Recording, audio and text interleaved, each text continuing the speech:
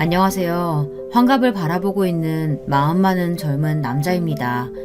요즘 환갑이라도 저보다도 나이가 드신 분들과 지내서 그런가 막내의 마음으로 젊은 사람처럼 살고 있습니다. 제 자랑을 조금 해도 되겠습니까? 저는 소식적 꽤나 인기가 많았습니다. 지금이야 남자답게 생겼지만 어렸을 땐 예쁘장하게 생겨서 인기가 참 많았죠. 특히 연상 누님들에게 인기가 많았습니다. 귀여웠는지 누님들이 참 좋아했거든요. 숫기가 없어서 예쁜 누님들이 제게 말을 걸면 저는 얼굴이 붉어지고 식은땀도 나고 말도 더듬었어요. 그 모습도 귀엽다며 예쁨을 받았어요. 어렸을 때는 저 때문에 싸움도 나고 그랬습니다.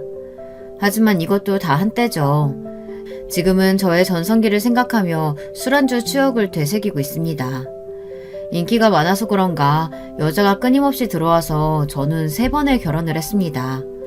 제가 인기는 많아도 사람 보는 눈이 참 없는 건지 이상한 여자들에게만 장가를 가더라고요.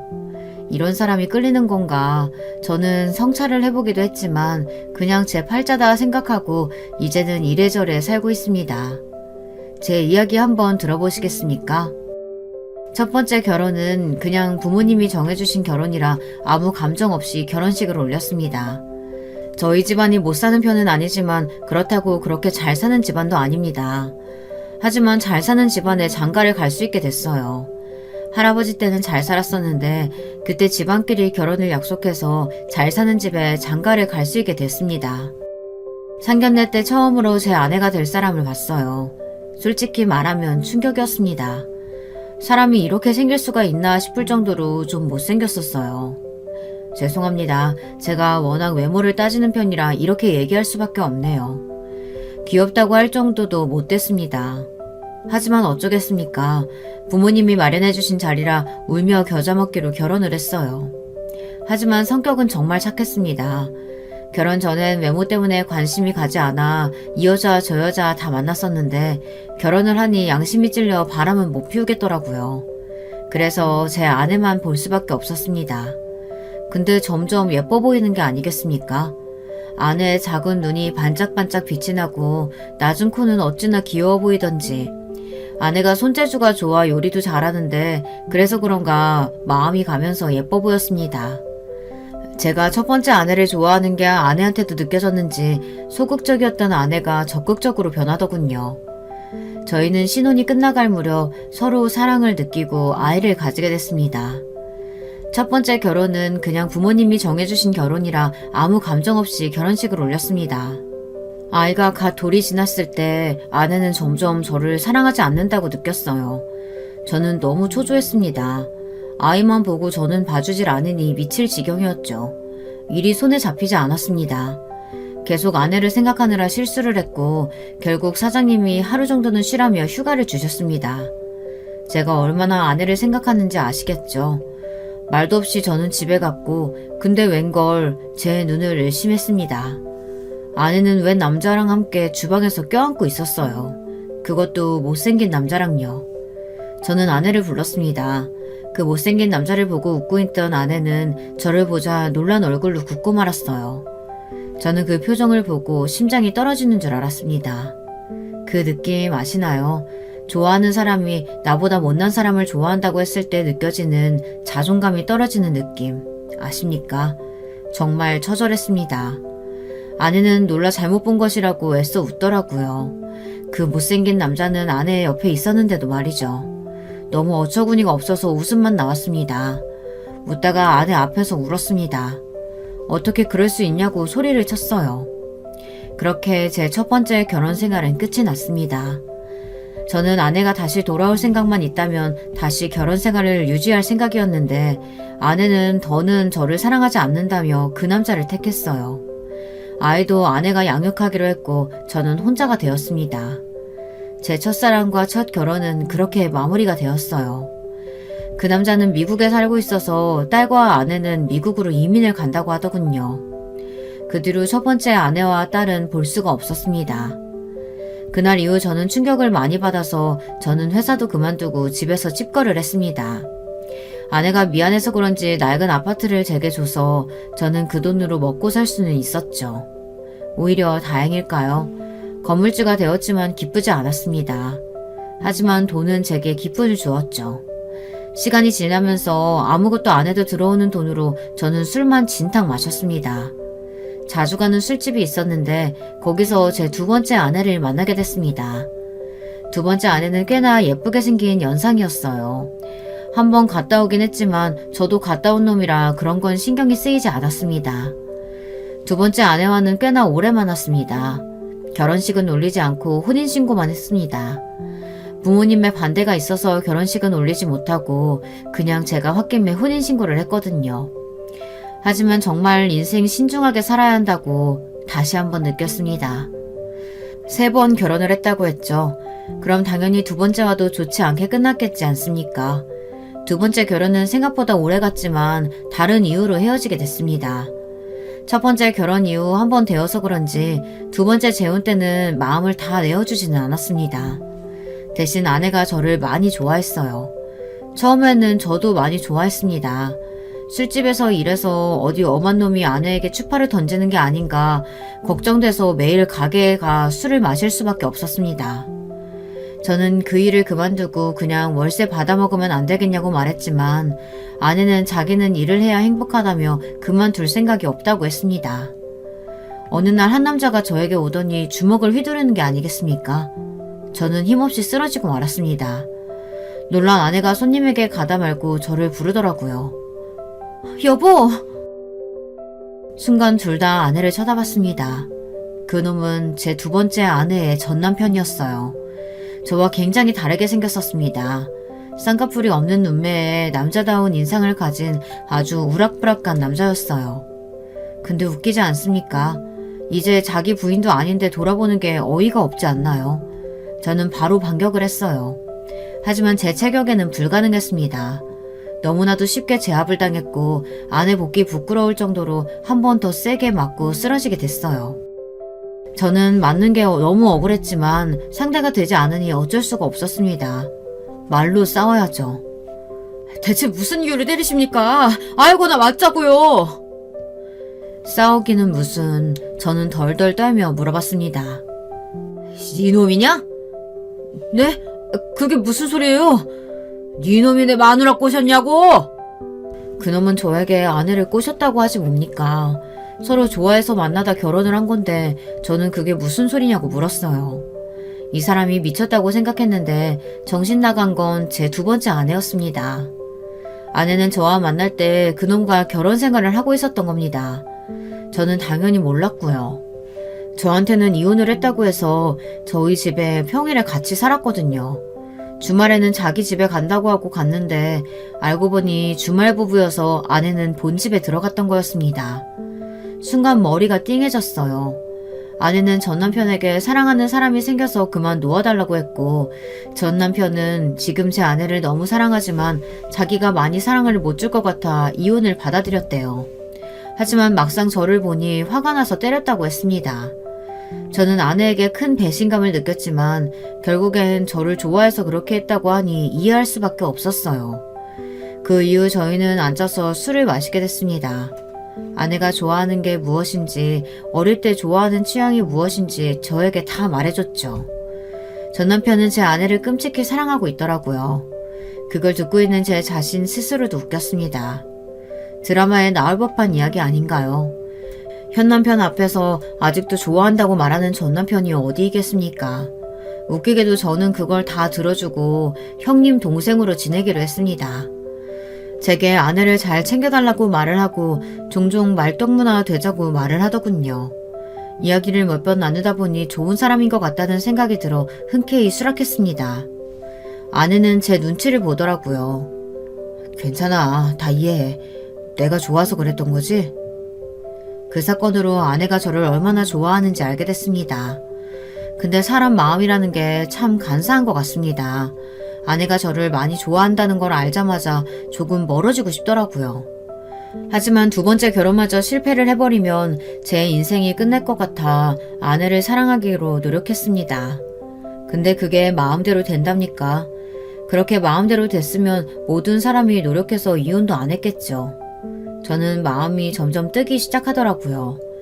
이내 저는 다른 사람이 눈에 들어왔습니다. 너무 심심해서 산악 동호회에 가입을 했는데 거기에 꽤 괜찮은 아줌마들이 많더라고요. 하지만 바람은 절대 피우지 않았습니다. 맹세합니다. 제가 첫 번째 결혼 때 아내가 바람을 피워 이혼을 했으니 바람은 진절머리가 나더라고요. 대신 다른 곳에 눈이 돌아가더군요. 도박이 그렇게 사람 심장을 뛰게 하는지 몰랐습니다. 동호회에 한 사람이 같이 해보지 않겠느냐고 물어봐서 심심해서 저도 한번 봤는데 재밌더라고요. 한 번, 두 번 가다 보니 점점 도박에 빠지기 시작했습니다. 그러다 보니 아내는 점점 뒷전이 되더라고요. 어느 날은 아내가 화가 잔뜩 나서 있었습니다.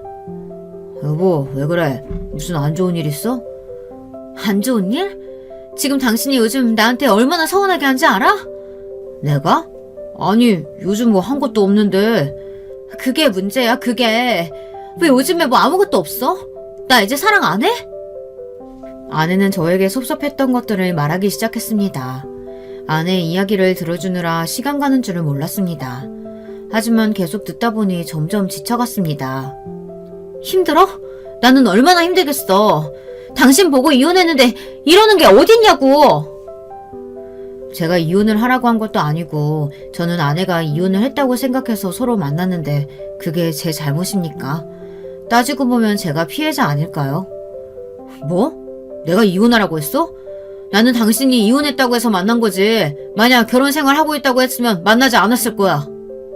제 말을 듣고 아내는 말을 너무 심하게 한다고 화가 나서 안방으로 들어갔어요. 아내의 우는 소리가 들렸지만 전 약속이 있어서 나와야 했습니다. 제가 너무 심하게 얘기를 했나요? 저는 아무리 생각해도 맞는 말만 한 것 같아서 아내가 왜 화가 났는지 모르겠더라고요. 그날도 어김없이 도박을 즐기러 갔습니다. 계속 이런 일이 반복되다 보니 어느새 돈이 없어지고 말았어요. 하지만 그만두지 못하고 도박에 점점 빠지기 시작했습니다. 그러다 저는 건물도 날리고 돈도 날렸어요. 아버지에게 말씀을 드려볼까 생각도 했지만 염치가 있지 꾹 참았습니다. 저는 아내에게 이야기를 하지도 않고 돈만 계속 나갔어요. 그러다 결국 아내가 알게 되는 날이 왔습니다. 당신 건물 팔았어? 그 돈은? 어디에 못 쓴 거야? 저는 사실대로 말할 수가 없었습니다. 그냥 사업을 하나 한다고 팔았다고 했어요. 그리고 저는 아버지를 찾아가 돈을 빌려달라고 했어요. 아버지는 아무 말 없이 돈을 줬습니다. 갚지 않아도 된다며 정신 차리고 살라더군요. 혼자 제발 저려 뭔가 아시나 했지만 아버지는 모르는 눈치였습니다. 저는 정신 차리고 도박에 손을 떼려고 했는데 이 중독이 어쩔 수 없나 봅니다. 또 그 돈으로 도박을 했고 다 날렸어요. 결국 아내는 알게 됐고 아내는 뒷목을 잡고 쓰러졌습니다. 결국 집까지 넘어갔고 저희는 좁은 집으로 이사를 갈 수밖에 없었어요. 그 이후로는 정신을 차려서 도박에 손대지 않았어요. 아내가 이혼을 할까 걱정했는데 오히려 아내는 걱정 말라며 자기가 다 벌어서 오겠다고 했습니다. 그 순간 아내는 제게 신 같은 존재가 됐습니다. 그날 이후 저는 아내가 오기만을 기다렸고 아내가 좋아하는 반찬, 국 등 집밥을 준비했습니다. 하루 이틀 그렇게 시간이 지나고 아내가 제게 이런 말을 하더군요. 일할 생각은 없어? 혼자 하려니까 너무 힘들다. 심장이 덜컥 내려앉았습니다. 저도 일은 해야겠다 생각했지만 몇 년을 쉬어서 무슨 일을 해야 할지 막막했거든요. 구해봐야지. 아내는 아무 말 없이 밥을 먹었어요. 그때 아내가 눈물을 흘리는 겁니다. 저는 두려웠어요. 혹시 나를 떠나가려는 게 아닌가. 제가 왜 그러냐고 묻자 그냥 슬픈 일이 있어서 눈물을 참을 수 없다고 나중에 얘기해준다고만 말하고 말해주지 않았어요. 그리고 아내는 주말에 친구를 보러 가야 돼서 집을 비워야 된다고 말했습니다. 그때 눈치를 챘어야 했어요. 다들 눈치챘나요? 주말은 무슨 날이었죠? 네, 아내는 전남편과 주말 부부였죠. 아내는 전남편을 만나러 갔던 겁니다. 어떻게 알았냐고요? 아내가 다 얘기해줬습니다. 운 이유도 저에게 너무 미안해서 울었다고 하더라고요. 처음에는 그 전남편에게 화가 났습니다. 호영호재하자며 먼저 말했으면서 이렇게 뒤통수를 치나 생각을 했었는데 아내가 행동을 잘못했다더라고요. 생각해보면 혼자서 좋아서 이혼하고 막상 살아보니 아닌 것 같아 다시 돌아가고 싶은데 또 그렇다고 저를 사랑하지 않는 건 아니고 뭐 이런 상황 아니겠어요? 혼자 드라마를 찍더라고요. 하지만 아내의 결말은 행복했습니다. 결국 전 이혼을 당하고 아내는 다시 전 남편에게 돌아갔죠. 그렇게 저의 두 번째 결혼 생활은 끝이 났습니다. 우여곡절 많은 일이 있었습니다. 다행히 취직이 돼서 한 직장에 오래 다니게 됐고 어느새 40 중반이 되었어요. 옛되고 귀여웠던 외모는 없어지고 남성적으로 변했죠. 제 입으로 말하기는 그렇지만 나쁘지 않았어요. 그 나이에도 꽤나 인기는 많았고요. 하지만 제가 2번 결혼을 했다고 하니 다들 피하더라고요. 저도 재혼을 다시 할 생각은 없었습니다. 외롭기는 해도 또 한 번의 아픔은 겪고 싶지 않아서 여자들은 다 피했어요. 하지만 또다시 봄이 찾아오고 말았습니다. 친구의 지인인데 정말 예쁘더라고요. 역시 예쁘면 마음이 갈 수밖에 없나 봅니다. 친구가 자기 아는 지인이 가게를 열었다고 같이 가자고 해서 마지못해 갔는데 거기 사장이 제가 한눈에 반한 그 사람이었습니다. 하지만 저는 결점이 있기 때문에 먼저 다가가지 않았어요. 그런데 그분이 제게 먼저 말을 걸었습니다. 저는 떨리는 심장을 부여잡은 채 말을 했어요. 심장 소리가 다 들릴까봐 걱정이 됐습니다. 어릴 때로 돌아간 기분이었어요. 그 시절 좋아했던 누나에게 고백을 하고 싶은데 할까 말까 고민하며 떨리는 마음을 진정시키고 먼저 말을 거는 그런 느낌이었습니다. 저희는 그렇게 몇 번 더 만나게 됐고 어쩌다 보니 결혼 얘기도 나오게 됐어요. 제가 제일 걱정하는 그날이 오고 말았죠.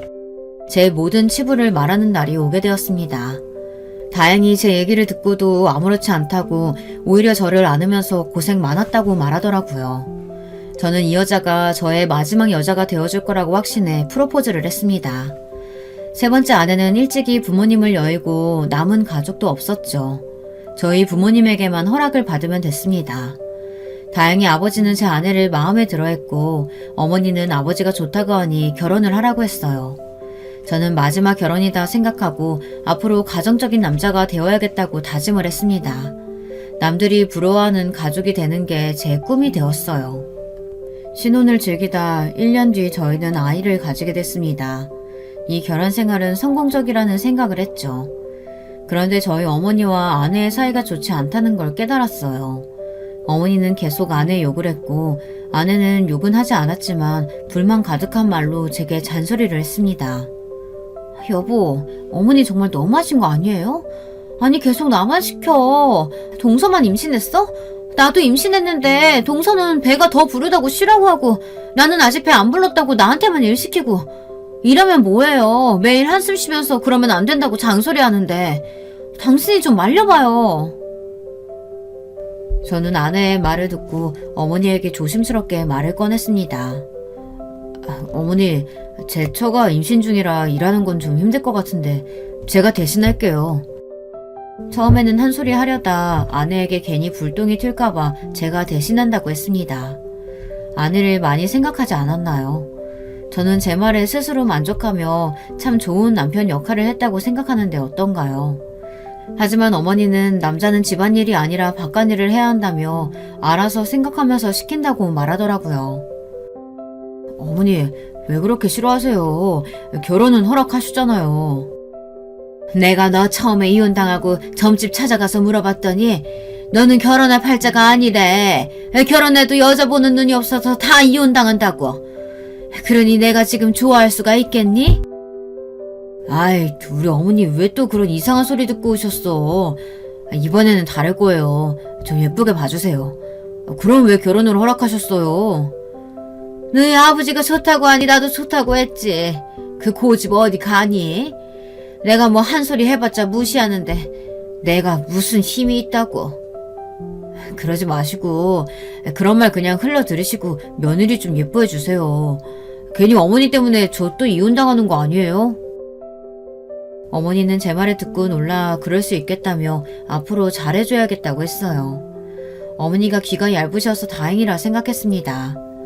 그렇게 어머니와 아내 사이의 갈등은 없어졌다고 생각했는데 한 가지가 아니더라고요. 어머니는 말만 잘해준다고 했지 여전히 제 아내를 못살게 굴었고 그런 아내도 지지 않겠다며 어머니에게 대들었어요. 중간에서 저는 이러지도 못하고 저러지도 못한 채 이야기만 들어줄 뿐이었죠. 중간에서 잘해야지 마음먹었지만 쉽지 않더라고요. 여자들 사이에 끼어있는 게 얼마나 괴롭던지 고래 싸움에 새우등 터지는 게 딱 제 상황이었습니다. 하루는 아내가 이렇게는 못 살겠다며 시댁에 좀 다녀야겠다고 혼자 가버리는 겁니다. 저는 겁이 나서 바로 아내를 따라갔어요. 아내는 비장한 표정으로 심호흡을 하며 부모님 집으로 가더라고요. 어머님, 아버님, 죄송합니다. 먼저 한마디 하겠습니다. 아내는 당차게 어머니 손을 잡고 식탁으로 데려갔습니다. 어머님, 저한테 왜 그러세요? 제가 어머님한테 뭐 잘못한 거 있어요? 왜 저를 못 괴롭혀서 안달이세요? 아니, 말하는 것 좀 봐. 너 어른한테 누가 그렇게 버르장머리 없이 대해달라고 했니? 부모님이 그렇게 가르치던? 어머니!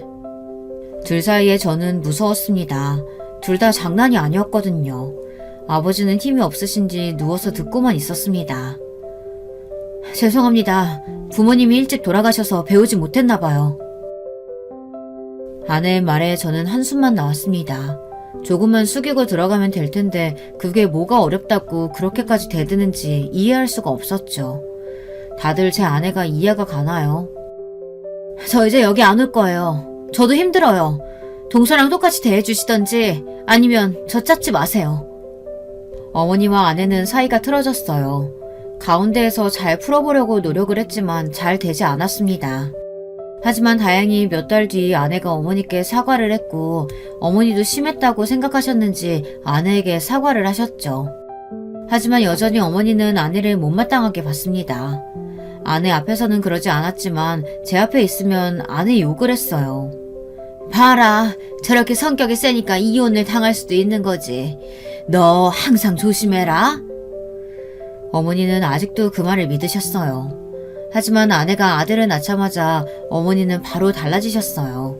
아들을 낳았다며 좋아하셨죠. 어찌나 다르던지 제 어머니지만 무섭더라고요. 아버지는 딸을 원하셨는지 실망하는 눈치였지만 아내에게 수고했다며 돈 봉투를 주더라고요. 제가 챙겨드리지 못하고 늘 받기만 해서 미안하더라고요. 이 나이가 다 되도록 용돈 두둑히 못 드려 죄송했습니다. 나중에 꼭 효도를 해야지 했지만 아버지는 그리고 얼마 안 가 돌아가셨어요. 근데 아버지가 이상한 소리를 하시고 돌아갔습니다. 아버지가 돈을 조심하라고 하시더라고요. 그리고 제 아들에게 잘하라고 하더군요. 제가 도박으로 돈을 날려 아버지가 제 걱정이 많이 되었나 봅니다.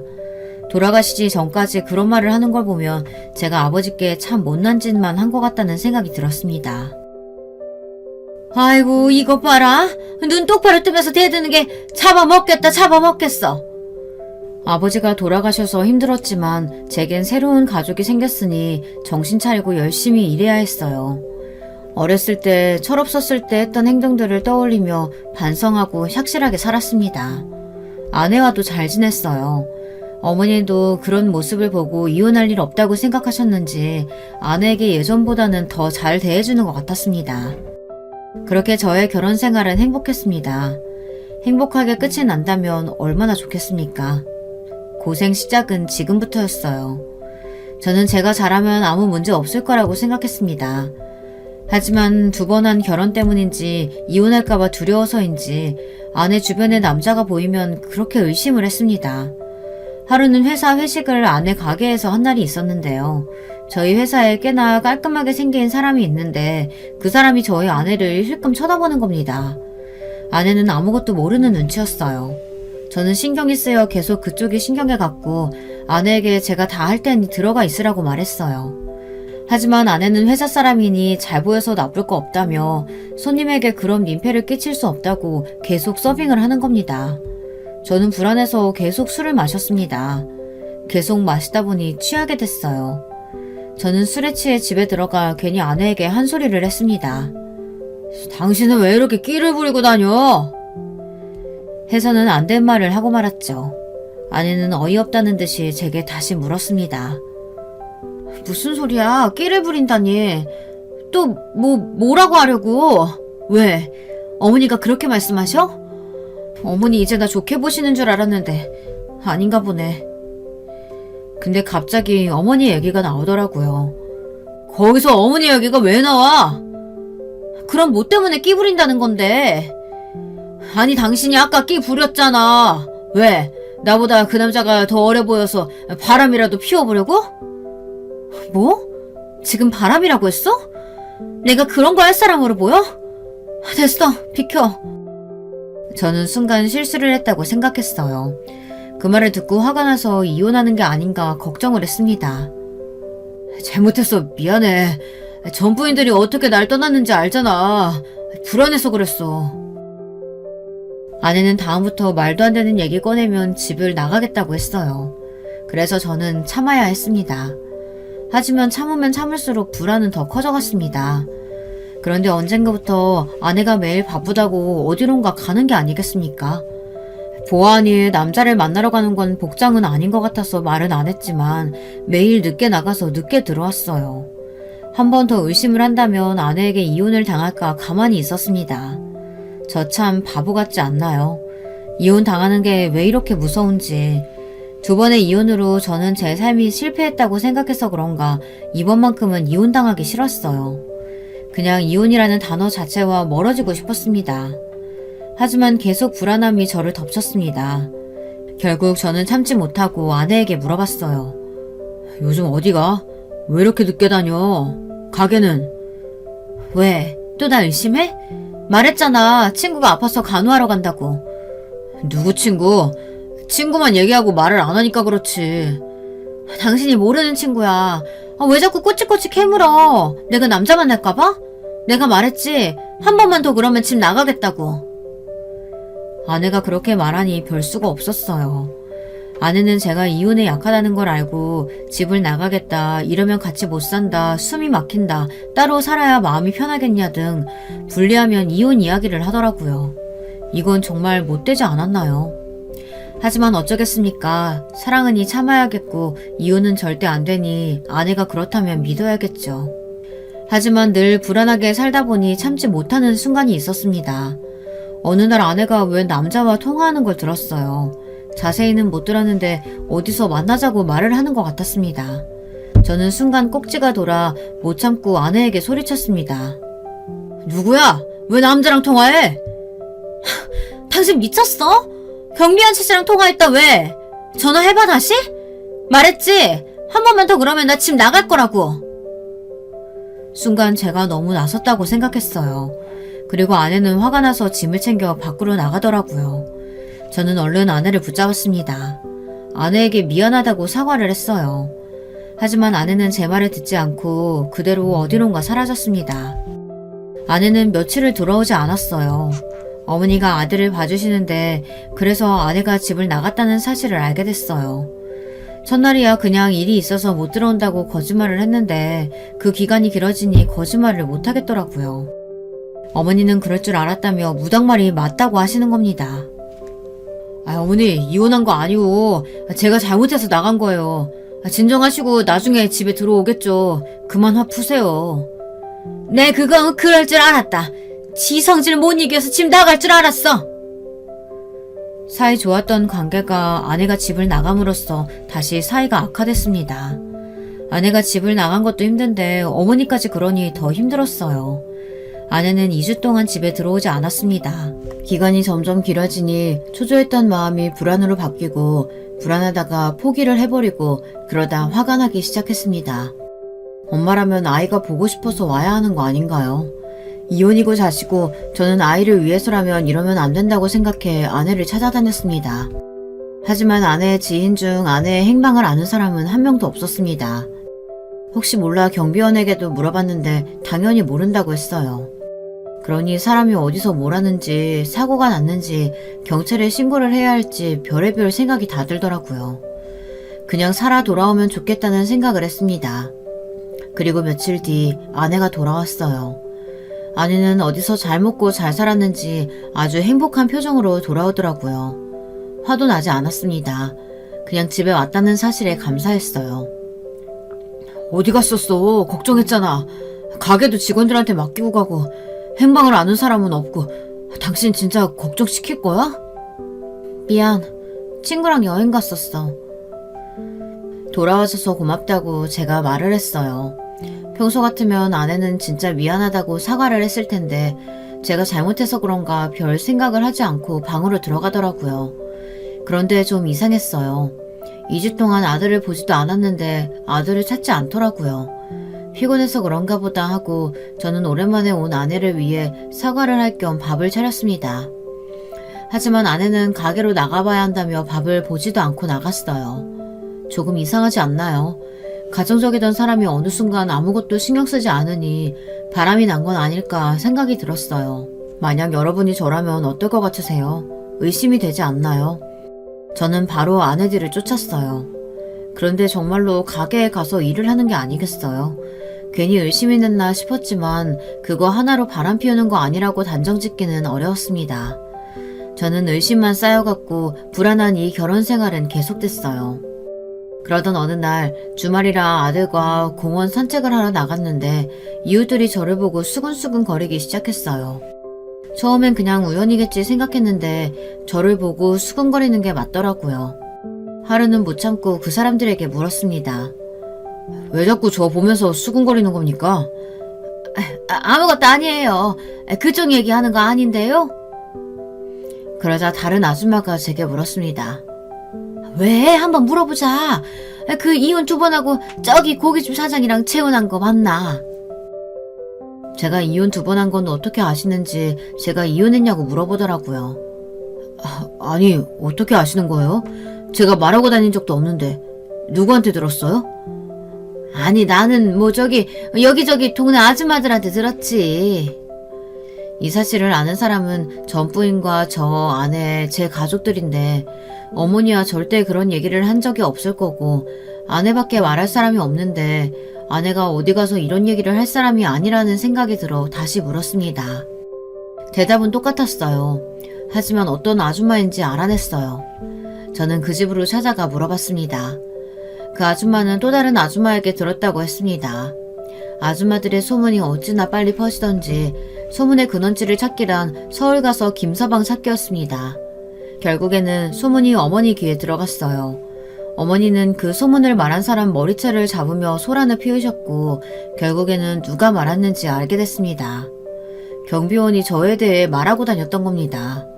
그런데 경비원이 어떻게 알았을까요? 경비원에게 갔더니 아내와 친한데 이것저것 얘기하다가 제 얘기가 나왔고 그러다가 제가 이혼한 사실을 듣게 됐다고 했어요. 그리고 친한 다른 아줌마에게 그냥 흘리듯 이 얘기를 했는데 하필이면 입이 가벼운 사람에게 말을 한 겁니다. 그래서 여기저기 소문이 다 난 거였어요. 어머니는 그 말을 듣고 곧바로 아내의 가게로 찾아갔습니다. 그리고는 또 아내의 머리채를 잡았어요. 어머니 왜 이러세요? 이년이 어디서 지 서방을 욕해? 이혼했다고 말은 왜 하고 다녀? 네 남편 욕되게 하고 싶어? 미쳤다고 입을 함부로 놀려? 무슨 소리세요? 이거 놓고 얘기하세요. 저는 어머니를 말렸습니다. 어머니는 분에 풀리지 않았는지 아내를 노려보며 얘기를 했어요. 나는 내 새끼 이혼 2번 해도 욕한 적도 없고 어디 가서 하소연한 적도 없는데 감히 네가 떠들고 다니니? 아내는 처음엔 모른 척 잡아댔지만 어머니의 성화에 못 이겨 사실대로 말했습니다. 아내는 그냥 가볍게 경비원에게 말했는데 그렇게 소문이 날 줄 몰랐다며 잘못했다고 빌었어요. 아내가 말했다는 게 충격이기는 했어요. 이혼 때문에 힘들어하는 걸 알면서도 그걸 가볍게 얘기했다는 것 자체가 저에게는 상처였습니다. 하지만 어쩌겠습니까? 이혼한 사실은 변하지 않는데요. 여러분 같으면 어쩌겠어요? 화를 낼까요? 아니면 참고 넘어갈까요? 저는 화를 내는 것도 지쳐 아무 말 없이 집으로 갔습니다. 그 일이 있고 나서 저희 부부 사이는 점점 멀어져 갔어요. 저는 이제 아무래도 상관없다는 식으로 아들만 바라봤습니다. 그런데 또 저를 보고 수근수근 거리더라고요. 너무 억울해서 소리쳤습니다. 그래요. 저 이혼 2번 했습니다. 제가 못나서 이혼당했어요. 둘이서 얘기하지 말고 앞에서 물어봐. 그러자 이웃들은 당황해 저에게 말을 해줬는데 글쎄 제 이혼 얘기가 아니고 다른 얘기더라고요. 저는 그 이야기를 듣고 잠을 잘 수가 없었습니다. 아내에게 물어볼까 말까 수많은 고민을 했어요. 이웃은 제게 이렇게 말했습니다. 아니 그게 아니라 민수 엄마가 요즘 여기저기 돈 빌리고 다닌다고 해서. 돈을 빌릴 리가 뭐가 있겠습니까?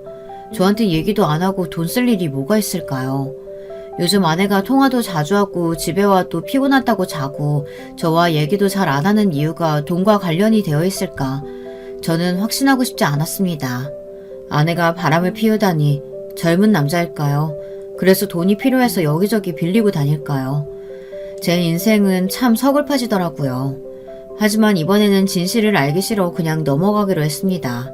아내가 바람 피우는 장면을 보기도 싫고 제게 걸리지 말고 그냥 알아서 바람 피우다 관계가 끝나기만을 기다리고 있었습니다. 생각을 안 하려고 해도 안 할 수가 없더군요. 하지만 이혼은 죽어도 하기 싫어 혼자 소가리만 하고 참았습니다. 하지만 결국 바람 상대를 찾고 말았습니다. 알고 나니 정말 인생이라는 게 다 돌아오는 거더군요. 출장에 가야 해서 아내에게 이야기를 했더니 아내 표정이 밝게 변하더라고요. 정말 씁쓸했습니다. 저를 좋다고 할 땐 언제고 이제 다른 남자를 찾아 저렇게 티를 내다니 참 미웠어요. 저는 이제 나이도 들고 배도 나와 싫은가 봅니다. 저 같아도 예쁜 사람이 저 좋다고 하면 넘어갈 텐데 아내도 젊고 잘생긴 남자가 있으면 넘어갔겠지 않습니까? 하지만 저희 집에 그 남자가 저희 집에만 오지 않았으면 좋겠다는 생각을 했습니다. 아니 이미 왔을 수도 있겠다고 생각했어요. 그러니 속이 좋지 않더라고요. 아내 얼굴을 보면 더 울렁거리는 것 같아 얼른 나왔습니다.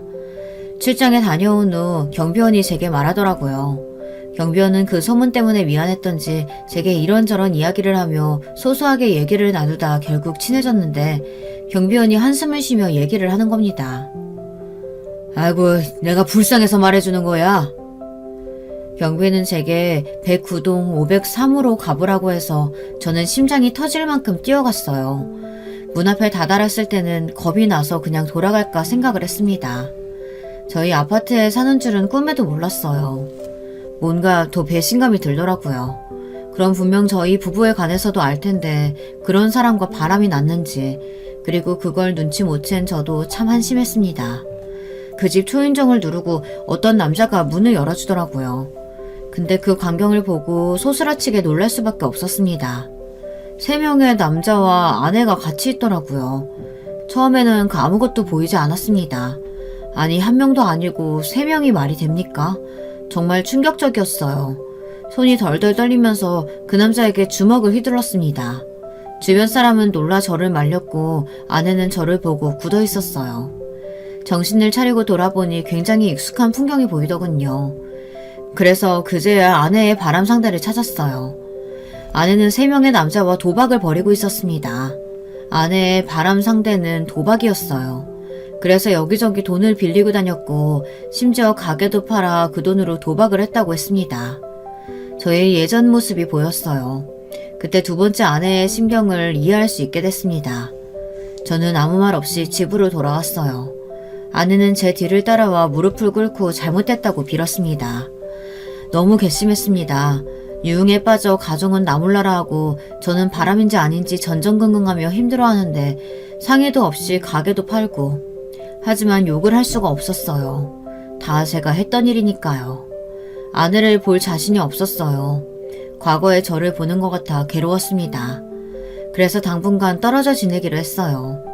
저는 어머니 집에 잠시 지냈습니다. 모든 사실을 알게 된 어머니가 화를 크게 내실 거라고 생각했는데 아무 표정 없이 그저 밥 먹으라고 밥을 차려줬습니다. 그리고 그날 밤 어머니의 울음소리가 들렸어요. 어머니께 죄송했습니다. 매번 이런 결혼 생활을 해 죄송스러웠어요. 그날 밤 다시 이 결혼 생활을 어떻게든 좋게 마무리하기 위해 집에 갔는데 이게 웬걸 또 도박판을 벌이고 있는 게 아니겠어요? 당신 미쳤어? 애도 있는데 여기 사람을 끌고 와? 그리고 나한테 걸렸으면 그만둬야지. 가게도 팔고 돈도 없으면서 뭔 짓거리야? 사람들은 바로 도망갔고 아내는 울며 얘기했습니다. 자기도 참으려고 했는데 참을 수가 없었다면서 살려달라고 애원하는 게 아니겠어요. 자기도 힘들다면서 막 우는 겁니다. 제가 못해준 것도 아니고 돈을 못 버는 것도 아닌데 뭐가 힘들다고 우는지 지칠 대로 지친 저는 아내에게 차분히 물어봤어요. 언제부터야? 꽤 됐어. 역시나 아내는 예전부터 도박을 해왔고 돈을 날려 정신 차리고 가게를 열었는데 저와 결혼하고 나니 삶이 지루해져서 다시 도박판에 들어갔다고 했어요. 처음이고 다시는 안 할 사람이라 생각이 들면 참고 같이 살려고 했지만 이런 사람과 더는 못 살 것 같다는 생각을 해 저는 이혼 얘기까지 꺼냈습니다. 당신 이혼은 절대 안 한다며. 근데 왜 이혼하자는 거야? 왜? 이렇게는 못 살아. 그럼 우리 아들은? 내가 키워야지. 당신 돈 없잖아. 아니야. 그럼 내 돈은? 당신이 벌어다 줘야지. 당신 이혼할 생각 없다고 했는데 왜? 아내의 말에 저는 충격을 받았습니다. 아내는 저를 돈줄로만 본 거였어요. 그리고 어떤 일이든 이혼은 싫다고 했으니 도박을 걸려도 이혼할 일이 없다고 생각해서 저와 결혼한 것 같았습니다. 그 말을 듣고 이혼을 해야겠다고 굳게 다짐했습니다. 그래서 전 어머니에게 가서 이혼 얘기를 꺼냈어요. 어머니는 보라며 이혼하게 돼 있지 않느냐고 말을 하더라고요. 저를 치면서 왜 자기를 닮았냐고 말하더군요. 어머니도 3번 결혼을 했거든요. 물론 제 아버지가 친아버지인 건 맞습니다. 어머니는 첫 번째는 사별을 하셨고 두 번째 또한 사별을 했다고 들었어요. 그리고 저희 아버지가 어머니에게 반해서 만나게 됐고 제가 태어났다고 했습니다. 부모 팔자 닮는다며 어머니는 어머니의 가슴을 내리치더라고요. 그 모습을 보고 저도 눈물이 났습니다. 저는 그렇게 아내와 이혼을 하게 됐습니다. 그 과정에서 또 충격적인 사실을 들었어요. 아내가 제 친구의 지인이라고 했잖아요. 그 친구는 아내에게 제가 이혼은 절대 안 할 거라고 잡으라고 말했다는 거 아니겠습니까? 아내가 사실대로 다 말을 해줬습니다. 저는 아내에게도 배신감이 들었지만 친구에게도 큰 배신감이 들었어요. 어떻게 친구란 놈이 남의 아픔을 이용하라고 할 수가 있겠습니까? 저는 그 말을 듣고 친구에게 전화를 걸었지만 친구는 이미 전화번호도 바꾸고 다른 곳으로 이사를 해 볼 수가 없었습니다. 그래서 저는 이제 와서 무슨 소용이 있겠나 싶어 이혼 후 모든 걸 비우고 살았습니다. 근데 그거 기억하세요? 아버지가 마지막에 했던 말 기억하십니까? 아버지가 제게 돈을 조심하고 아들에게 잘하라고 하셨잖아요. 아버지는 마지막에 다 알고 돌아가셨던 걸까요? 아니면 우연일까요? 그 말을 기억하며 저는 아들을 위해 살기로 마음먹었습니다. 이혼 후 저는 아들과 저 그리고 어머니와 함께 살고 있고 아내와는 가끔 아들 때문에 만나고 있습니다. 아들이 아내를 너무 좋아해서 안 만나게 할 수는 없었어요. 이제는 2번 다시 보고 싶지 않았지만 제 아들에게까지는 나쁜 엄마로 생각이 들게 하고 싶지는 않았습니다. 그런 모습을 보고 어머니는 그런 여자 왜 만나냐고 뭐라고 하시지만 어쩌겠습니까? 아들이 좋다는데. 저는 회사를 그만두고 예전부터 하고 싶었던 일을 시작했습니다.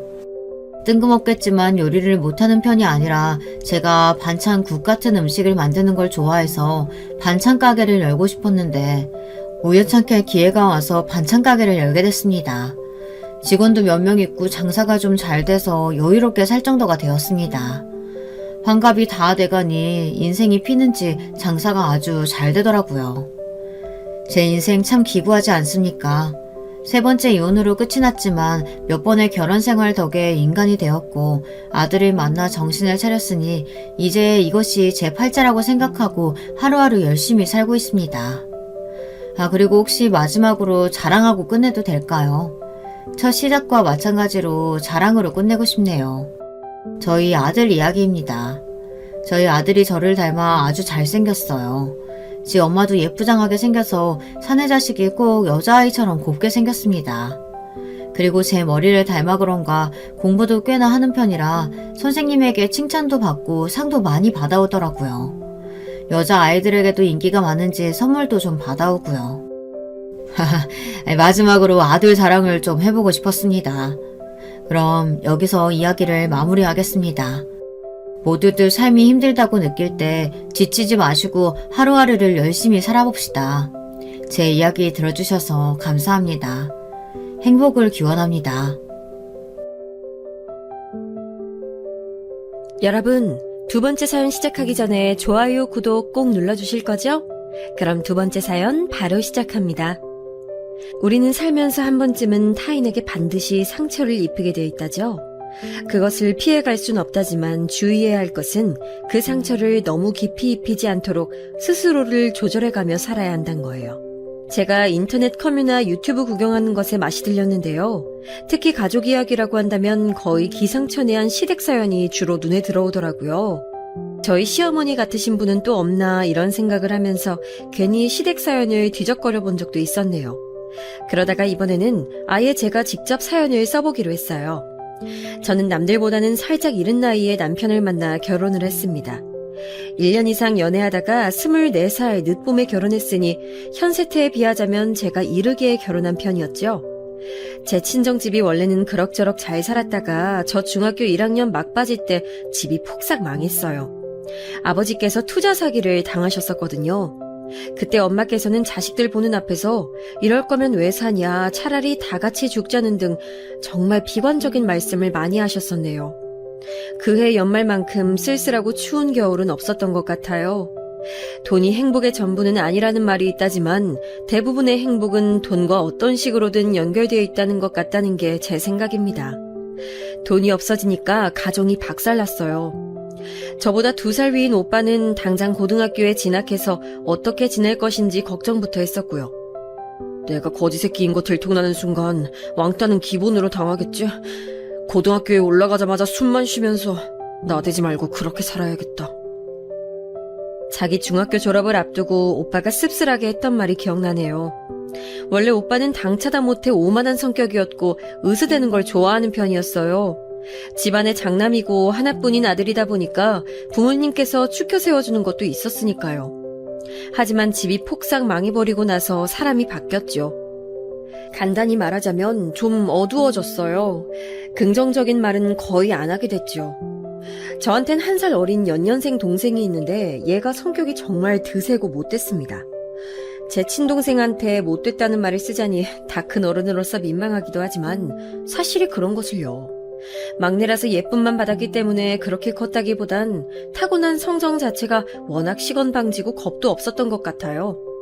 같은 유치원, 같은 초등학교를 다니는 동안 저는 무리해서 눈에 안 띄는 아이였고 성적도 항상 중간이었으며 적당히 소심했는데요.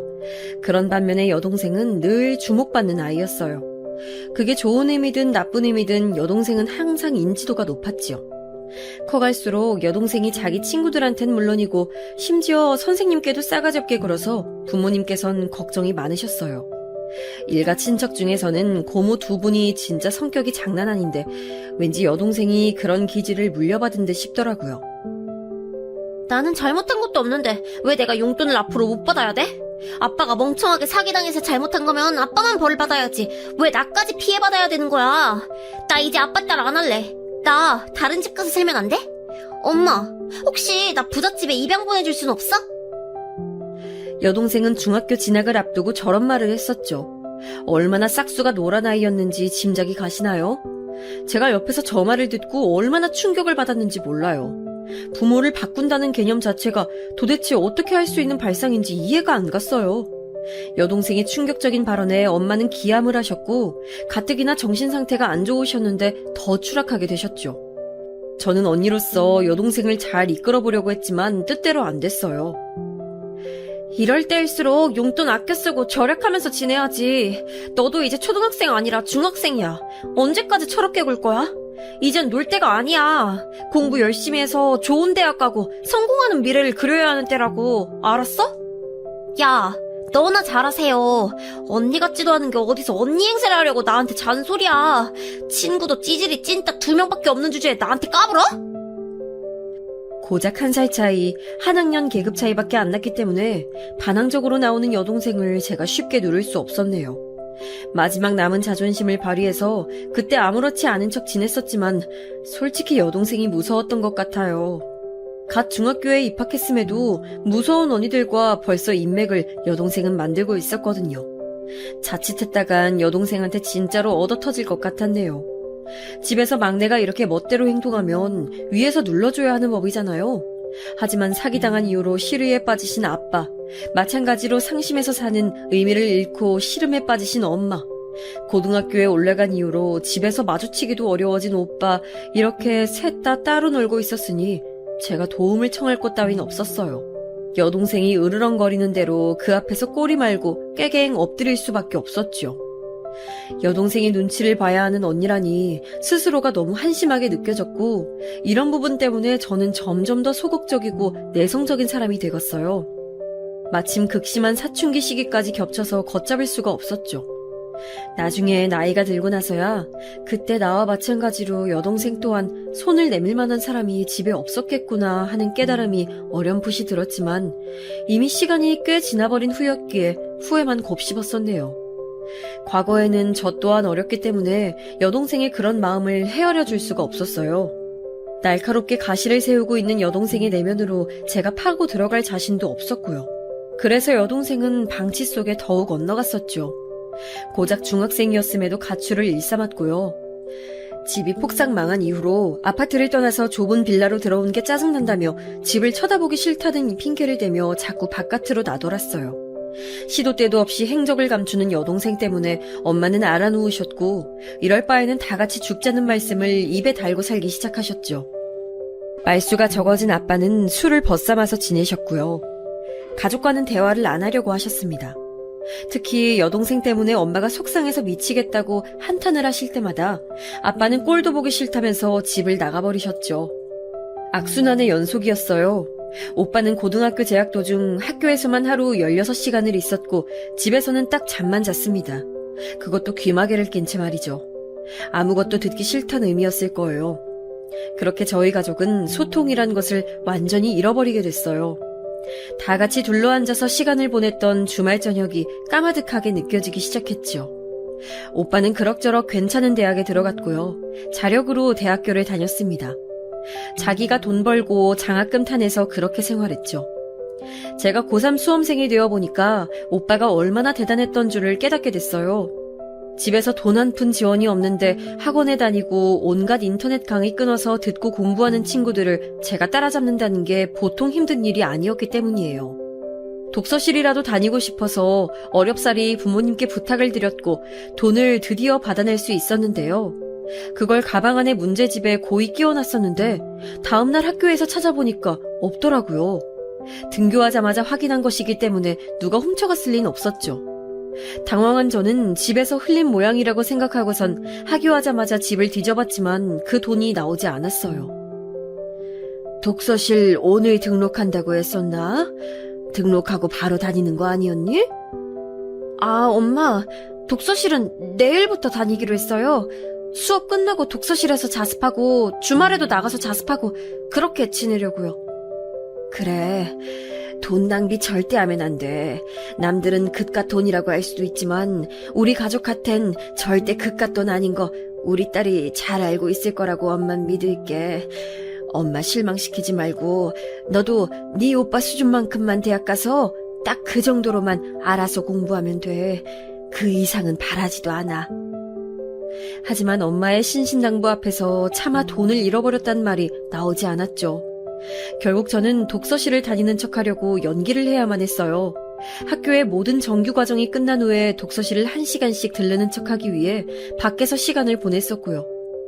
음료 자판기가 여러 대 몰려 있어서 조명 때문에 밝고 의자가 있는 구역이 있었는데 주로 거길 가서 영어 단어를 들여다보면서 시간을 때웠었죠. 주말에는 멀리 있는 데다가 사람이 많아서 경쟁이 치열한 도서관의 열람실까지 찾아가 공부를 했고요.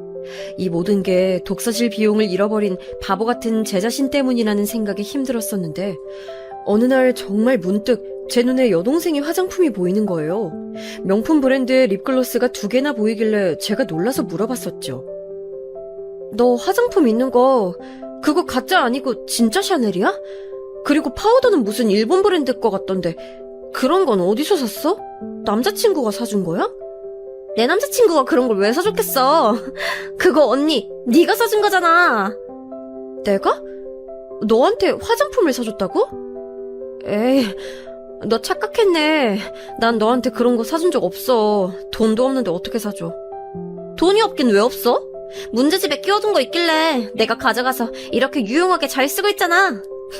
선물 줘서 고마워 언니. 역시 이럴 땐 가족밖에 없네. 태어나서 머리끝까지 너무 화가 나서 눈물이 났던 경험은 그때가 처음이었던 것 같아요. 여동생이 제 분노 면역력은 확실하게 길러준 사람이었네요. 제 돈을 갈취해서 그런 식으로 써버린 여동생에 대한 들끓는 분노로 그날 저는 폭발해버렸고 여동생의 머리채를 기어이 잡았었죠. 그랬다가 도리어 얻어터진 건 저였고요. 너무 분하고 서러워서 부모님께 다 일러바쳤어요. 그런데 아빠는 저한테 가뜩이나 피곤한데 우는 소리 하지 말라고 하시면서 저의 입을 바로 닫게 만드셨고, 엄마는 여동생은 원래 그런 애니까 제가 양보하고 참는 게 모두를 위한 길이라며 고개를 흔드셨어요. 저만 터지는 울분을 끌어안고 결국 그 일을 넘겨야만 했네요. 아무도 제 편이 아니었으며 무엇보다 제 얘기를 들어주고 싶어 하지 않았다는 게 절망이었어요. 좁은 집에서 여동생과 한 공간을 쓰고 있다는 것 자체가 그날 이후로는 제게 고문처럼 느껴졌어요. 여동생은 저를 우습게 보는 것도 모자라서 괄시하고 있었으니까요. 얼른 오빠처럼 성인이 돼서 집을 나가는 게 낫다고 생각이 됐고, 대학 생활은 저의 꿈이 됐어요. 비록 학비를 버느라 하루 24시간을 고생하면서 살게 된다고 해도 소통 따위는 단절된 삭막한 좁은 집구석에서 여동생의 눈치까지 봐가면서 사는 것보단 낫다고 여겨졌으니까요. 그럴싸한 대학에 갈 수 있었다면 좋았을 텐데 현실은 냉정한 법이었어요. 수험 생활이 끝난 후 저에게는 2가지 선택지가 남겨졌어요. 괜찮은 전문대를 가든지 아니면 지잡대라고 불리는 비로한 4년제를 갈 것인지 양자택일이었죠. 재수를 할 깜냥이 안 된다는 건 잘 알고 있었기에 염두에 두지도 않았고요. 저는 부모님께 상의를 우선 드리고 싶었는데요. 2분 다 똑같은 반응을 보이셔서 저를 힘 빠지게 만드셨죠. 그래서 어딜 가야 학비가 더 적게 드는데? 그걸 알아야 답을 내려주지. 학교가 어디에 위치해 있는지, 제가 공부할 전공은 어떻게 되는지 그런 건 일절 관심도 없으셨고요. 고졸은 너무 초라하니까 대학을 어디든 나오는 건 맞는데 이왕이면 저렴한 곳에 가는 게 낫겠다며 부모님께서는 금전적인 걱정만 하셨어요. 성인이 되자마자 정말 입맛이 쓰더라고요. 돈이란 잔혹하고 냉정한 잣대라는 생각이 들었습니다. 저는 결국 전문대를 선택했어요. 그 편이 취업과 연결이 더 쉬워 보인다는 게 이유였네요. 대학에 입학하자마자 부모님으로부터 받은 조언은 돈 아껴 쓰고 사치하지 말라는 것이었어요. 새 옷이나 새 가방은 허상에 불과하다면서 저에게 아르바이트로 버는 돈은 족족 학비랑 저금에만 쓰라고 하셨죠. 집안 형편이 안 좋음에도 여동생은 넘치는 화장품과 옷들을 보유하고 있었는데 성질 더러운 여동생 대신에 만만하고 내성적인 저에게 늘 훈계하시는 부모님이 서운했네요. 대학 생활에 낭만 같은 건 없었던 듯 싶어요. 왜냐하면 저에게 대학은 취업으로 가는 문 그 이상 그 이하도 아니었으니까요. 낭만을 즐기기에는 저는 너무 집에서 찌들 대로 찌든 생활을 해본 사람이었어요. 돈이 자본주의라는 게 너무 무섭게 느껴지기도 했었고요. 친구들은 갓 성인이 된 청춘을 즐기며 연애도 하고 멋지게 꾸미면서 지냈지만 저는 우중충한 날들을 보냈었죠. 지금은 너무 후회되는 부분이에요. 시간은 앞으로만 갈 뿐 뒤로 돌아갈 수가 없잖아요. 오늘의 나라는 존재는 내일이 된 순간 제 인생에서 다시는 만날 수 없는 존재가 되죠. 2번 다시 그때의 나날을 누릴 수 없다는 것도 모르고 전 그렇게 20대의 첫 페이지를 낭비하고 말았어요. 정보도 야망도 전부 다 부족했기 때문에 그저 학교 생활에만 충실하고 아르바이트만 성실하게 했을 뿐 다른 진로를 찾아보거나 공무원 시험을 알아볼 생각조차 못했었네요. 대학 졸업 후에 저는 전공을 따라서 작은 회사에 사무직에 들어갔고요. 정말 쥐꼬리만한 박봉을 받으면서 사회생활 첫 발을 떼었었죠. 힘든 나날의 연속이었고 불합리한 대우에 눈을 감아야 하는 수모가 이어졌어요. 제가 어린 나이에다가 경력도 없는 생신입이었으며 내성적인 여자애였으니 사무실 사람들이 보기에 얼마나 만만했을까요? 그러니까 마음껏 굴려먹었던 것이겠죠. 저는 그런 날들을 참으며 보낼수록 속에 많은 이야기가 쌓여갔어요. 달리 표현하자면 화병이라고도 할 수 있었겠네요. 속 시원히 제 얘기를 털어놓고 지낼 수 있다면 참 후련할 것 같다는 생각을 언제부턴가 하게 됐어요. 졸업 후에 대학 동기를 처음 만나는 자리에서 이런 얘기를 조심스럽게 꺼내봤더니 저한테 연애해보는 게 어떻겠냐고 하더군요. 남자친구가 생긴다면 든든한 아군이 생기는 거니까 분명 힘이 될 거라고 알려줬어요. 그 말을 들으니까 솔깃해져서 제 딴에는 엄청난 용기를 내어 남자 소개를 받아봤어요. 첫 연애가 그렇게 시작됐죠. 그리고 딱 반년 만에 차였어요. 제 인생의 첫 남자친구였던 그 남자가 저한테 이렇게 말했었죠. 착해서 끌렸는데 만나보니까 너무 재미가 없다고요. 말수도 적고 리액션도 적은 저 같은 사람이랑 있다 보니까 자기마저 무색무취의 인간이 되어가는 것만 같아서 헤어지고 싶단 말을 남겼어요. 그게 너무 상처였는데 한 달 정도가 지나고 나니까 저에게 조금 도움되는 발언이었다는 생각이 들더군요. 직설적으로 저의 문제점이 뭔지 알려준 셈이었으니까요. 다음에 연애를 하게 된다면 제 자신을 소극적으로 숨기기보다는 표현하는 것을 망설이지 말자는 다짐을 먹게 되었죠. 그러다가 누구의 주선도 없이 저 스스로 남자를 만나게 됐어요. 그 남자는 제가 새로 단골로 다니게 된 카페의 직원이었죠. 서비스업을 하는 사람이라 그런지 외향적이고 당찬 매력이 돋보여서 저도 모르게 시선을 자꾸만 보내곤 했었어요. 그러던 어느 날 그 남자가 제조된 음료를 저에게 건네주면서 자기 번호를 적은 종이도 함께 준 거예요. 그때 심장이 터지는 줄 알았네요. 지금 생각해보니까 그 순간이 정말 풋풋하고 설레던 때였던 것 같아요. 그 남자가 지금의 제 남편이에요. 남편이랑 부부의 연을 맺고 희로애락을 같이 보내며 살다 보니 과거에 그때의 그런 설레던 순간이 있었음을 망각했네요. 그때는 낯간지런 공기가 저희 주변에 둥둥 떠다녔었는데 그런 게 사라진 게 언제부턴지 갑자기 궁금해지네요. 남편은 저보다 4살 연상이었고 대학 졸업 후에 일반 사무직으로 들어갔다가 적성에 안 맞아서 퇴사 후 서비스업에 한번 도전을 해봤는데 그 카페에서 일한 지 얼마 안 돼서 바로 저를 만나게 되었던 거예요. 사람 인연이란 희한하게 이어지는 것 같아요. 제가 왜 조금은 이른 나이에 남편하고 결혼할 결심을 했냐면요. 남편이 제 얘기를 잘 들어줘서 그랬고요. 남들이 보면 그 무슨 황당한 이유냐고 그럴 수도 있겠지만 진심으로 전 그런 부분 때문에 남편하고 결혼하고 싶어졌던 거예요. 아무리 친한 친구들이라도 만나서 대화를 나누다 보면 제 얘기만 계속할 순 없잖아요. 그리고 제 얘기를 듣는 척하면서 곧바로 자기 얘기 꺼내는 애들이 많았고요. 근데 남편은 아니었어요.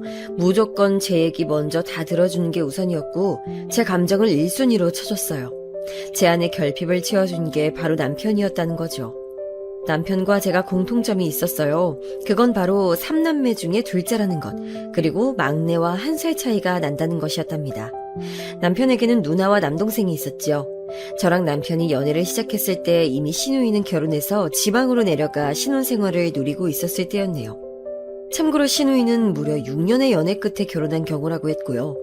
꽤 사는 집안에 시집을 가서 시부모님께서 무척 자랑스러워 하셨다는 후문의 주인공입니다. 반면에 저는 객관적으로 봤을 때 잘난 조건 하나조차 없었죠. 한 가지 뽑자면 그나마 어린 나이?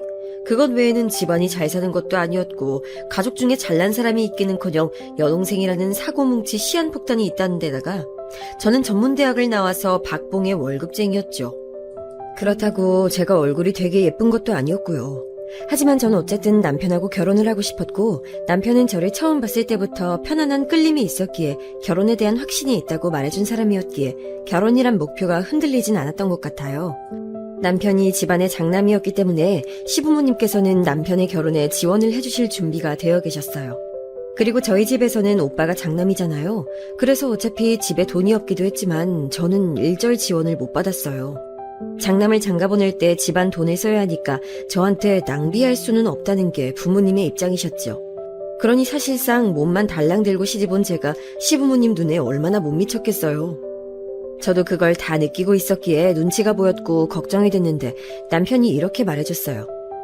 네가 우리 엄마 아빠한테 헌신하고 봉사하겠다고 그렇게 말씀드려. 그러면 어쨌든 널 며느리로 인정해 주실 테니까. 전 뭣도 모르고 그래서 시부모님께 그대로 말씀드렸었죠. 헌신하고 봉사하는 며느리가 되겠다고요. 시아버지께서는 한숨을 내쉬시면서 당신은 어차피 몇 년만 지나면 시골 고향 땅을 오가며 유유자적하게 사실 거니까 며느리의 존재를 크게 신경 안 쓰시겠다고 해주셨고요. 그리고 대망의 시어머니께서는 니까짓 게 어디 얼마나 헌신하고 봉사하는지 내가 두고 보자.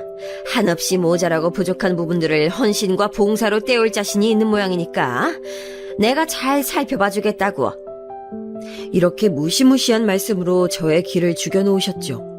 24세 시집간 저는 남들이 20대 중반의 싱그러운 청춘을 누릴 때 시집살이를 당했지요. 당시 저는 꿋꿋하게 버텨내는 게 이기는 거라고 생각했어요. 들장미 소녀 캔디처럼 밝고 씩씩하게 핏박에도 꺾이지 않는다면 시어머니께서 저를 진심으로 받아주실 거라고 여겼던 건가 봐요. 하지만 현실은 평일에는 직장에서 치였고 주말에는 시댁에서 치였죠. 황당한 건 이악 물고 버텼던 그 직장이 얼마 안 가서 망해버렸던 거예요. 25에서 제 경력이 끊겼죠. 일자리 잃고 나서 강제로 쉬던 기간에 저는 시어머니로부터 정신교육이라는 명목으로 혹사당했습니다. 무일푼으로 일하는 하녀 같았어요. 제가 인내심에 한계가 왔을 때 그 일이 터졌죠. 제 여동생이 사기 범죄로 구속됐어요. 아이돌 가수 팬들을 상대로 물품 사기를 쳤는데 중국 공장도 끼어 있어서 아주 골치 아픈 일이었고요.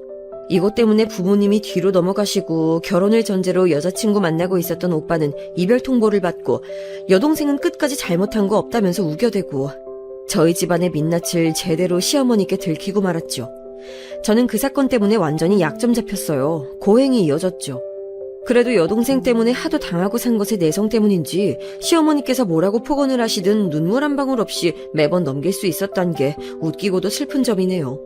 26에 다시 직장을 구해 들어가려고 했는데 구직 과정 도중에 임신 사실을 알게 됐어요. 그러면서 컨디션이 계속 좋지 않아서 구직을 내려놓았고요.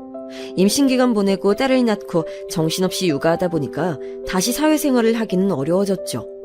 초췌한 얼굴로 집안일을 하고 딸을 챙기고 남편 내조하고 시어머니께 달려가서 괜한 화풀이나 당하고 이런 생활을 반복하다 보니까 제가 어떤 사람인지조차 모르겠더라고요.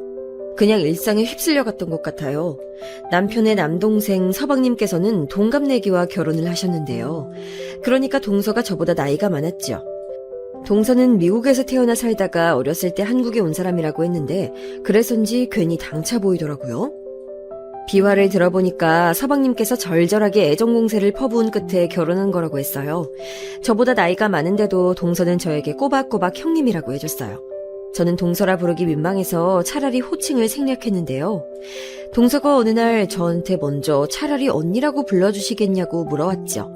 너무 고마웠어요. 저는 내도록 그렇게 하고 싶었는데 말할 용기가 없었거든요. 그래서 무시무시한 시어머니께서 안 계시고 저희끼리 있을 땐 서로 형님, 언니 이렇게 부르기로 했죠. 여자들끼리 유대감이 생긴 것 같아서 좋았어요. 저는 속으로 동서를 많이 동경하고 있었기 때문에 동서가 서방님이랑 미국에 들어가서 산다고 했을 때 서운한 마음이 컸어요. 부럽기도 했고요. 동서는 자기 막내 이모를 비롯한 친정 쪽 식구들이 미국에 살고 있다면서 어차피 기반이 그곳에 있으니 미래를 바라보고 미국에 간다고 했죠. 표면상으론 이유는 그뿐이었지만 다른 속내도 있었답니다. 시부모님께서는 막내 아들이 먼 미국에 들어가서 산다고 하니까 뒤집어지셨다가 그 뜻을 꺾을 수 없자 금방 포기하셨어요. 시아버지께서는 서방님과 동서의 미국 출국을 기점으로 거의 시골에 내려가 지내게 되셨죠. 미국에서 동서는 놀라운 행보를 보였어요. 자기 친정 식구가 하고 있던 옷가게에 분점을 내서 운영하기 시작했는데 그게 대박이 터진 거예요. 규모가 어마어마하게 불어났고 투자 목적으로 집을 구매해서 집이 총 3채가 됐어요. 동서의 파격적인 근황이 돌려올 때마다 얼마나 신기하고 놀라웠던지 몰라요. 서방님께서는 동서의 일을 도와가며 잘 지낸다고 하셨고요. 전 여전하게 집안일과 애 키우는 것과 남편 내조하는 것과 시어머니의 극성을 받아내며 살았죠. 그러던 어느 날 시어머니로부터 연락이 왔는데 조금 격양된 목소리인 거예요. 무슨 일인가 싶었는데 야, 너 다음 달 중순 이후로 일정 싹 비워놔라. 네가 무슨 중요한 약속이 있고 할 일이 있겠냐만 혹시나 싶어서 내가 미리 말해주는 거야. 평일 주말 할 것 없이 다음 달 중순부터 말일까지 다 비워놔. 항시 대기할 수 있도록. 네? 어머니, 무슨 말씀을 하시는 건지 제가 따라갈 수가 없어서요. 제가 무슨 대기를 할 일이 있을까요? 혹시 다음 달에 누구 병원 수술이라도 받으세요? 그런 추측밖에는 안 들어서 여쭤봤더니 시어머니께서 갑자기 호탕하게 웃으시는 것이 아니겠어요? 그러면서 이유를 알려주셨는데 바로 서방님과 동서가 한국에 들어온다는 소식이었습니다. 한국에서 주말을 3번 보내는 일정으로 잡고 들어오기로 했다고 서방님께서 시어머니께 연락을 하셨대요. 갑작스러운 소식에 신기하기도 했고 반갑기도 했죠. 이번에 들어올 때 아마도 미국에서 그럴싸한 멋진 선물들을 사들고 올 것 같은데 네 생각에도 그렇지 않니? 그러니까 그에 걸맞은 대접을 내줘야지. 금이 환영을 반겨주는 티를 아주 팍팍 내줘야겠어. 그래야 작은 애도 자기 친정집보다 우리 집에 하루라도 더 있을 거 아니겠니? 아, 네. 아무래도 그렇겠죠. 저 근데 제 생각에는요, 어머니. 동서가 워낙 마음씨가 좋아서 자기 친정이고 시댁이고 구분 없이 공평하게 반반씩 머무를 것 같아요. 듣다 보니까 일리가 있네. 작은 애가 마음씨가 공명정대하다 보니 그런 자세가 있으니까 사업장에서도 사람도 부리면서 머나먼 타국에서 성공가도를 달리고 있나 보네. 어찌됐든 그런 의미에서 네가 다음 주에 한번 우리 집에 와서 기반 좀 닦아야겠다. 무슨 기반이냐고 여쭙고 싶었는데 무작정 날짜 지정해서 오라고 하시니까 이래나 저래나 시댁에 가야 하는 건 동일한지라 마음이나마 미리 불편해지고 싶지 않아서 뭔지 안 여쭤봤어요. 그리고 날짜가 돼서 시댁에 방문했죠. 그랬더니 시어머니께서는 저에게 대청소를 시키셨습니다. 베란다 창틀, 창고 정리, 하수구 청소 같은 자주 들여다보기 힘든 곳들 있죠? 그렇기에 청소할 요소가 쌓여있는 곳들을 저에게 지정해 주시면서 깨끗하게 해놓으라고 하셨어요. 저에게 청소용 고무장갑을 휙 던져주셨는데 그걸 제가 얼굴에 맞았거든요. 이때 너무 당황스러워서 시어머니를 슬쩍 쳐다봤더니 저한테 빨리 주워들고 팔에 안 끼냐고 타박을 하셨습니다. 한숨을 쉬면서 일단 베란다 창틀 닦는 것부터 시작했어요.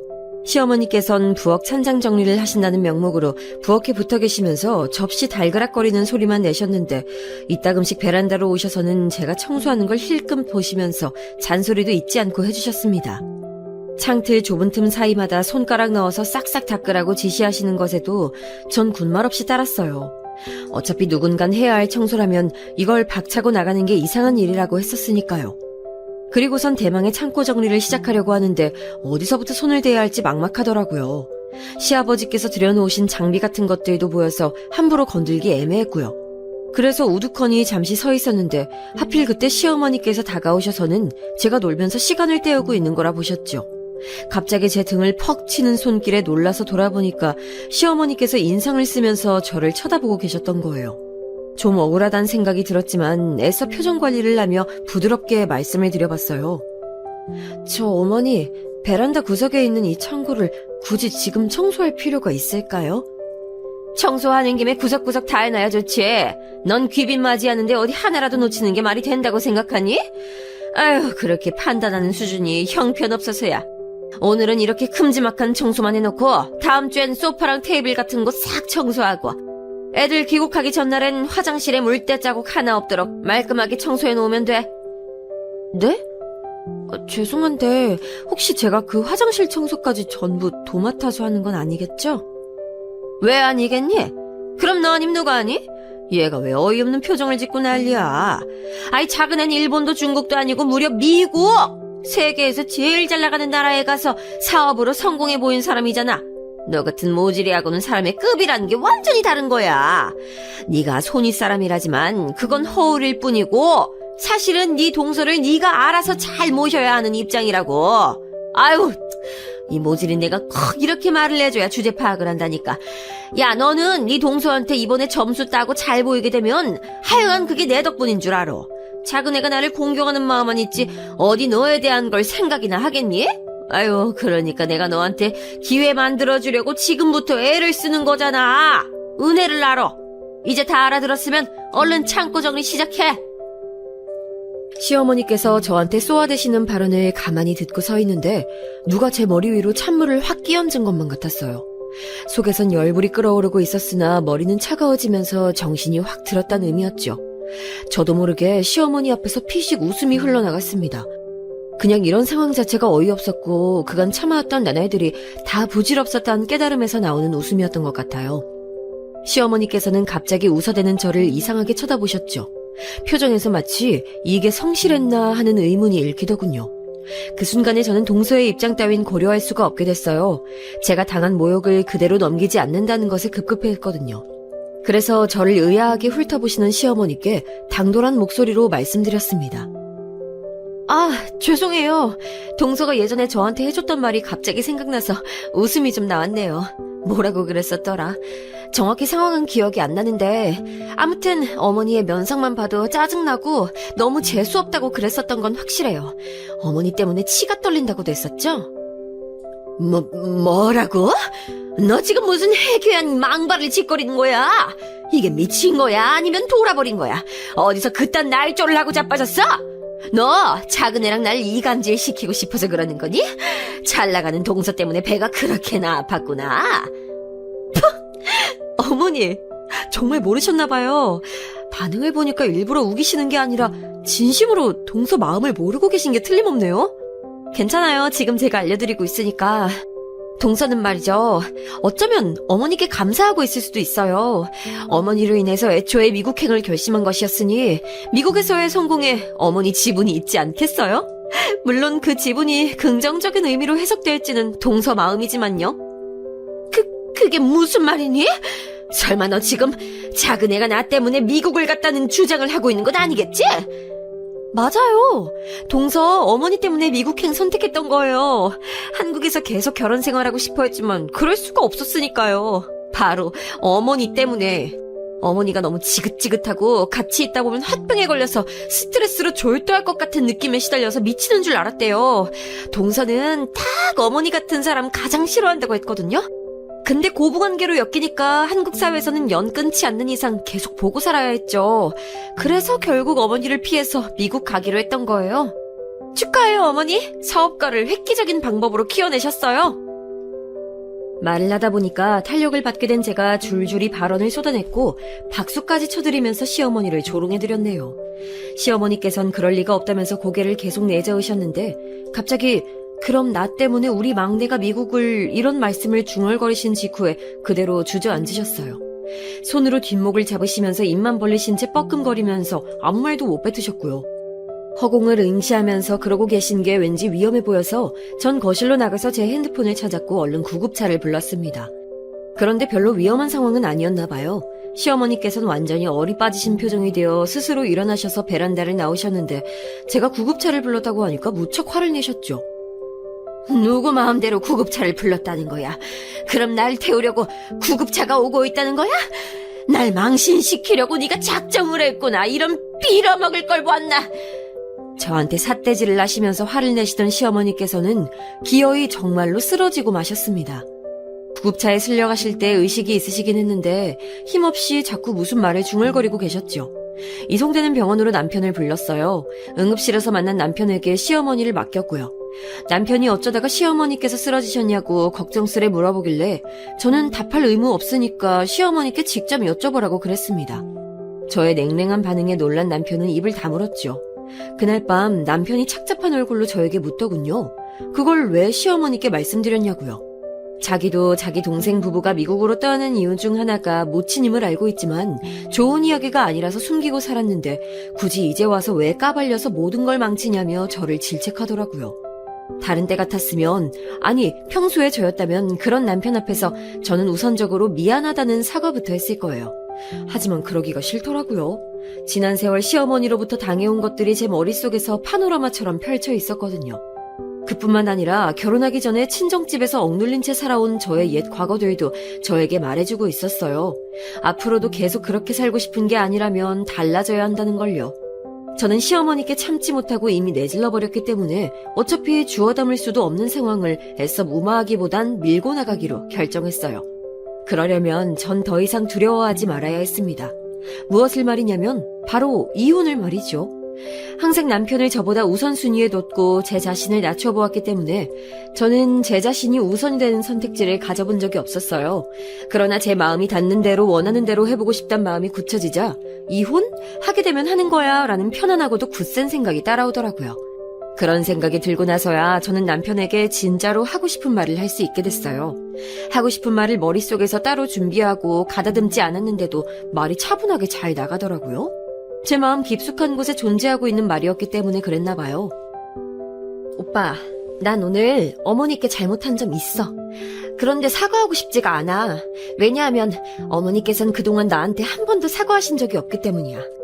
난 어머니의 며느리가 아니었어. 심심풀이 땅콩이었고 마음껏 때려도 되는 샌드백이었어.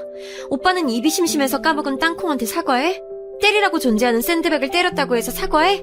아니잖아. 난 바로 그런 존재였어, 어머니한테. 난 어머니의 며느리가 아니었어. 그래서 나도 이제 어머니를 내 시어머니로 생각하지 않으려고 해. 그렇다면 이제 우리 엄마랑 인연이라도 끊겠다고 말하는 거야? 맞아. 오빤 이걸 받아들이고 이해해줄 수 있어? 난 동서처럼 미국에 친인척이 있지도 않고 어디 멀리 나갈 배짱도 없어. 그래서 도망칠 곳이 없기 때문에 내가 선택할 수 있는 건 오빠와 이혼뿐이야. 오빠의 대답에 따라서 난 시어머니를 잃은 며느리가 되거나 이혼녀가 되거나 둘 중 하나가 될 거야. 이 상황이 믿기지 않는다는 듯 남편은 멍한 표정으로 한숨만 길게 내쉬었어요. 저는 신중한 답변을 기다리겠다고 말해주곤 굳이 채근하지 않았습니다. 제가 전에 없이 진지하고 가라앉은 모습으로 말을 뱉은 것에 남편은 제가 조금도 농담을 하고 있지 않다는 걸 알아차렸죠. 그동안에 제가 아님을 느낀 남편은 고민을 했죠. 그러더니 그날 밤 자려고 눕기 전에 기껏 저한테 내놓은 소리가 이혼하면 우리 딸은 내가 데려갈 건데 너는 버틸 수 있냐는 것이었죠. 이혼하는 경우에 웬만하면 어린 딸의 양육자가 되는 건 엄마 쪽이죠.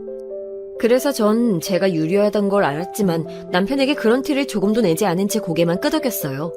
이혼이고 양육권이고 다 필요 없다는 뜻으로 받아들여졌는지 남편이 깜짝 놀라더군요. 이튿날에는 남편이 저에게 회유를 내었어요.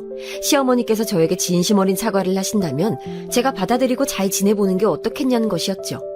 그래서 제가 말해줬어요. 그냥 이혼하자고요. 제 반응에 남편은 당황했고 자기가 했던 말을 잊어달라면서 난리를 쳤죠.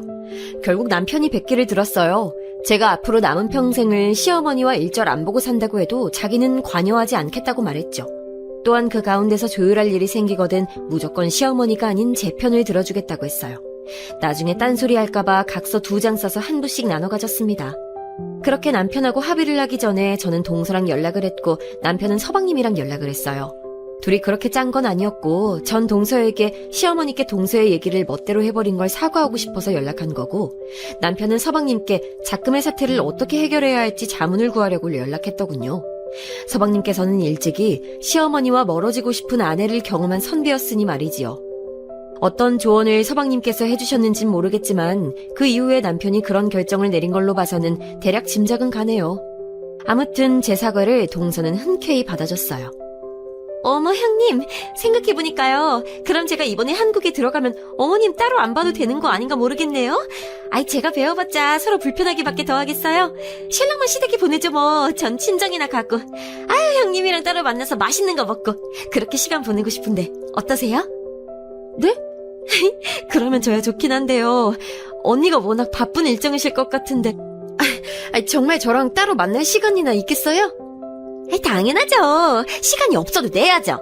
우리 만나게 되면 되게 떠들 얘기 많을 것 같지 않아요? 형님, 딱 기다리세요. 제가 이번에 들어가면 형님한테 극진히 대접해드릴게요. 멀리서 오는 사람이 뭘 대접을 하겠다는 건지 민망하고도 고마울 따름이었네요. 동서하고 순조로이 대화가 마무리된 뒤에 남편하고 그런 합의를 마쳤던 것이고요. 전 휴대폰에서 시어머니의 번호를 수신 차단으로 설정해놨습니다. 그러고 나니까 속이 후련하면서 개운하더라고요. 시원섭섭한 게 아니라 그냥 시원했어요. 그 후로 시어머니와 안 엮였냐고요? 서방님과 동서의 귀국 하루 전날에 시어머니께서 저희 집을 찾아오시는 바람에 얼굴을 한번 뵀습니다. 기어이 찾아오신 것에 한 번쯤은 맞이를 해드려야 더 이상 안 찾아오실 것 같아서 안으로 들였더니 이상한 말씀을 하시더라고요. 내가 그간 언행이 너무 거칠고 배려가 부족했던 것 같구나. 나도 내 스스로를 돌아보고 점검하는 시간을 가졌니 이젠 우리가 봉합할 때라고 생각한다. 그네야, 사실 나한텐 네가 내 딸이나 다름없어. 너무 편하게 아껴서 그런 불상사도 일어났던 거야. 멀리 사는 딸 대신 네가 내 새로운 딸이나 다름없었음을 넌 정녕 몰랐던 거니? 네가 따뜻한 가족의 품, 엄마의 사랑 같은 걸 잘 못 느끼고 자라서 그래. 그래서 몰랐던 거야. 네, 몰랐어요. 그리고 앞으로도 영영 모를 것 같아요. 제 생각에 전 이번 생에서 엄마의 사랑을 제대로 받아보기엔 글렀거든요. 전 그렇게 제 엄마가 되고 싶으시면 부디 다음 생을 기약해 주시길. 제가 침착하게 말씀드렸더니 그게 시어머니 입장에서는 굉장히 얄미웠나 봐요. 금세 광분을 하셨고 제 머리통을 후려치려고 하시길래 얼른 피했습니다. 시어머니께서 씩씩거리시며 저한테 소리 지르시는 것에 둘이서 대화를 해보라고 방으로 들어가 있었던 남편이 깜짝 놀라서 나왔어요. 그리곤 핏대를 세우고 있는 시어머니를 발견하곤 한숨을 푹 내셨죠. 남편이 봐도 정말 진절머리가 나는 광경이었나 봐요. 결국 시어머니께서는 남편의 손에 이끌려 집 밖으로 나가셨습니다. 2번 다시 집에 찾아오지 마시라고 남편이 단단히 일러드렸다고 했는데 정말로 그 이후로는 찾아오지 않으셨어요. 남편이 보통 화가 난 모습으로 경고해드린 게 아니었나 봐요. 차라리 시어머니의 그런 모습을 남편이 목격하게 한 것이 다행인 것 같아서 그날이 좋은 기회였다고 전 생각했어요. 한국에 들어온 동서랑 둘이서 따로 시간을 보냈는데 무려 3차례를 만났어요. 절 위해서 선물도 많이 사온 것에 감동받았네요. 값어치를 떠나서 제 생각을 하며 누군가가 선물을 멀리서 사왔다는 것 자체로 눈물이 날 것 같았어요. 그 후로도 동서랑 저는 연락을 하며 잘 지냈고요. 동서가 미국에 초대를 해줘서 놀러 가기로 했었는데 코로나가 터지는 바람에 날짜를 미뤘다가 상황이 나아지기는커녕 악화가 돼서 아예 흐지부지 되었었죠. 그리고 시간이 더 흘러서 현재 미국에 가려고 티켓을 끊어놨어요. 오기만 해달라고 하도 성화를 부려서 응했더니 비용은 동서 쪽에서 부담을 다 해줬습니다.